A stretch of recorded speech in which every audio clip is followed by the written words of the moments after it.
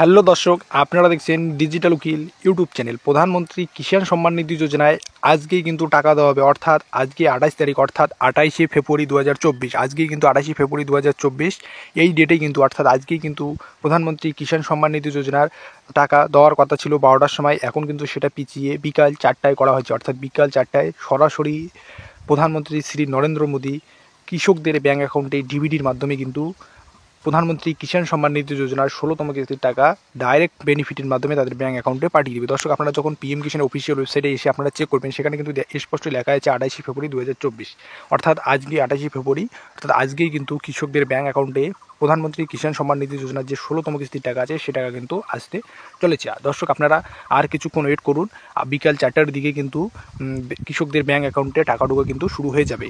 এর আগে কিন্তু একটি ব্যানার প্রকাশিত হয়েছিল 12টার সময় দেবে, সেটা কিন্তু পিছিয়ে দিয়েছে। এখন কিন্তু বিকাল 4টা কিন্তু কৃষকদের ব্যাঙ্ক অ্যাকাউন্টে কিন্তু টাকা ঢোকা শুরু হবে, অর্থাৎ প্রধানমন্ত্রী কিষাণ সম্মান নিধি যোজনার 16তম ইনস্টলমেন্টের টাকা কিন্তু ঢোকা শুরু হবে। দর্শক, আপনাদের কিন্তু ভিডিওটির মাধ্যমে জানিয়ে দিলাম।